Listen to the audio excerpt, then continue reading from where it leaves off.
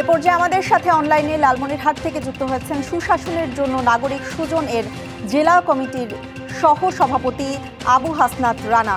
জনাব আবু হাসনাত রানা, আপনাকে স্বাগত জানাচ্ছি আমাদের আজকের ভোটের হাওয়ায়। শুরুতে আপনার কাছে জানতে চাই যে ত্রয়োদশ জাতীয় সংসদ নির্বাচন নিয়ে লালমনিরহাটের যে প্রস্তুতি সেটি কেমন দেখছেন, এবং সেই সাথে আপনার কাছে জানতে চাই যে সেখানকার সাধারণেরা এক ধরনের অভিযোগ করছেন যে ভোটের আগে যারা প্রার্থী আছেন তারা এক ধরনের প্রতিশ্রুতি দেন, কিন্তু নির্বাচিত হওয়ার পরে সেই প্রতিশ্রুতি আসলে খুব একটা বাস্তবায়িত হতে দেখা যায় না। এটি কেন হয়, এই দুটি জানতে চাই আপনার কাছে।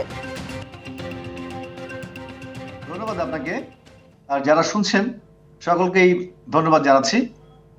আসলে এটি আমাদের জাতীয় জীবনে নির্বাচনের একটি খুব সাধারণ বিষয় যে প্রার্থীরা ভোটের আগে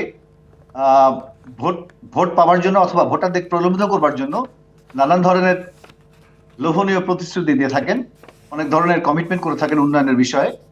তবে বাস্তবতা ভিন্ন। ক্ষমতা যাওয়ার পর অনেকেই সেই সব কমিটমেন্ট পুরোপুরি বাস্তবায়ন করতে পারেন না, তবে তাদের চেষ্টা আন্তরিকতা থাকে অনেক ক্ষেত্রে। সবগুলো না হলেও কিছু কিছু ক্ষেত্রে তারা সফলতা অর্জন করেন। সেক্ষেত্রে সরকারের নীতি নির্ধারণ এবং শীর্ষ পর্যায়ে তাদের একটা প্রভাব আধিপত্যের বিষয় থাকে। পলিসি মেকিং এ বা অর্থ বরাদ্দের ক্ষেত্রে যদি স্থানীয় পর্যায়ে সেই সকল নেতা যদি জাতীয় পর্যায়ে প্রভাব বিস্তার করতে না পারেন, সেক্ষেত্রে তাদের জন্য এটি দূর হয়ে যায়, যে কারণে শেষমেশ কমিটমেন্ট অনেক জায়গায় তারা পুরোপুরি সফল করতে পারেন না বলে আমি মনে করি। আপনার কাছে কি মনে হয় যে ত্রয়োদশ জাতীয় সংসদ নির্বাচন আসলে অনেকেই প্রত্যাশা করছেন বা অনেকেই শঙ্কা প্রকাশ করছেন এক ধরনের ত্রয়োদশ জাতীয় সংসদ নির্বাচন নিয়ে? আপনার কাছে কি মনে হয় যে ত্রয়োদশ জাতীয় সংসদ নির্বাচন কতটা সুষ্ঠু, গ্রহণযোগ্য এবং অংশগ্রহণমূলক হবে? আচ্ছা, আমি আমি আবু হাসনাত রানা, আমরা আপনাকে দেখতে পাচ্ছি না। জি, এবার আমরা দেখতে পাচ্ছি আপনাকে। দুঃখিত, একটা রিং আসছিল আমার। যাই হোক, এটি খুবই একটা সাধারণ বিষয় যে সাধারণ ভোটারদের মাঝে একটা শঙ্কা কাজ করে। কারণ বিগত নির্বাচনগুলো তারা দেখেছে বিভিন্নভাবে নির্বাচনের সহিংসতা দেখেছে তারা। এ কারণেই সাধারণ ভোটারদের মধ্যে একটা শঙ্কা কাজ করছে যে নির্বাচনে কোনো অপ্রীতিকর বা বিশৃঙ্খল কোনো ঘটনা ঘটে কিনা।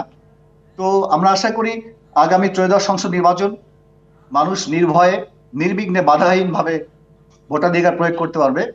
কারণ মানুষের একটা প্রত্যাশা যে আগামী নির্বাচন হবে অংশগ্রহণমূলক, এবং সরকার ইতিমধ্যে বলেছে যে ইতিহাসের সবচেয়ে সেরা নির্বাচন তারা উপহার দেবেন। তো মানুষ সেই আশায় রয়েছে। তারা আগামী 12ই ফেব্রুয়ারি নির্বাচন তারা বাধাহীনভাবে নির্বিঘ্নে এবং কোনো প্রকার শঙ্কা ছাড়াই ভোটে অংশগ্রহণ করতে পারবে এবং ভোটাধিকার প্রয়োগ করতে পারবে বলে আমি মনে করি। আপনার কাছে আরেকটি বিষয় জানতে চাই যে লালমনিরহাটের সাধারণ জনগণ কি ধরনের সমস্যার সম্মুখীন সবচেয়ে বেশি হচ্ছেন এই মুহূর্তে, বা কি ধরনের উন্নয়ন আসলে লালমনিরহাটে সবচেয়ে বেশি জরুরি? আচ্ছা, আপনারা জানেন যে আসলে আমাদের লালমনিরহাট জেলা একটি সীমান্তবর্তী জেলা। আমাদের জেলা মানচিত্রের এক কোল ঘেঁষে আমাদের চারপাশেই ভারতীয় সীমানা, প্রতিবেশী রাষ্ট্র ভারত। আমাদের এখানে সবচেয়ে বড় সমস্যা মাদক। এখানে প্রতিবেশী দেশ ভারত থেকে অবাধে মাদক প্রবেশ করে এখানে দেশের অন্যতম একটি রুট। এখান থেকে সেই মাদক দেশের বিভিন্ন জায়গায় চলে যায়। আর পাশাপাশি পশ্চাৎপদতা আমাদের এখানে বিশেষ করে শিল্পায়ন হয়নি, উন্নয়ন থেকে বঞ্চিত। আমাদের এখানে প্রবাসে লোকজনের সংখ্যা অনেক কম, যে কারণে দক্ষ জনশক্তি তৈরি করে যদি প্রবাসে পাঠাবার ব্যবস্থা করা যায় এবং এখানে শিল্পায়নের ব্যবস্থা করা যায়, বিশেষ করে তিস্তা মহাপরিকল্পনা বাস্তবায়নের মধ্য দিয়ে এলাকার উন্নয়ন নিশ্চিত করা সম্ভব এবং একটি ইকোনমিক জোন। আমাদের লালমনিরহাট জেলা খুবই পশ্চাৎপদ। এখানে একটি ইকোনমিক জোন এবং তিস্তা মহাপরিকল্পনা বাস্তবায়নের মধ্য দিয়ে শিল্পায়ন তথা কৃষিভিত্তিক শিল্পায়ন, বিশেষ করে ভুট্টা আমাদের এই অঞ্চল সবচেয়ে অর্থকরী একটা ফসল।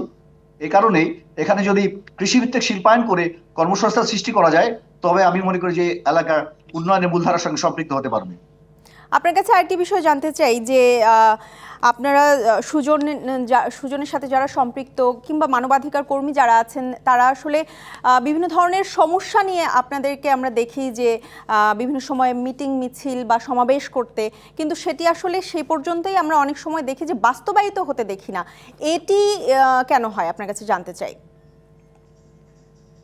দেখুন, সুজন দীর্ঘ সময় ধরে নির্বাচন কমিশন সংস্কার এবং একটি শক্তিশালী নির্বাচন কমিশন গঠনের ব্যাপারে তারা অগ্রণী ভূমিকা পালন করে আসছে এবং তাদের আন্দোলন চালিয়ে আসছে দীর্ঘ সময় ধরে।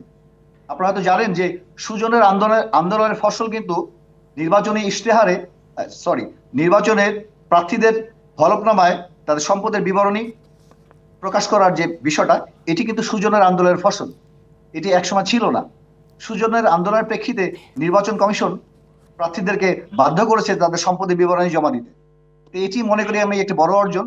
আর পাশাপাশি সাম্প্রতিক সময়ে 5 আগস্ট পরবর্তী সময় নির্বাচন কমিশনকে সংস্কার করার জন্য সুজনের আমাদের যে ডক্টর বদিউল আলম মজুমদার, আপনি জানেন তিনি একটা কমিশনের প্রধান হিসাবে নির্বাচন সংস্কারের জন্য অনেকগুলো তারা প্রস্তাবনা দিয়েছেন এবং আমি আশা করি যে নিশ্চয়ই সেই সব প্রস্তাবনা থেকে গুরুত্বপূর্ণ যে অংশগুলো সেগুলো আগামীতে বাস্তবিত হবে বলে আমি মনে করি।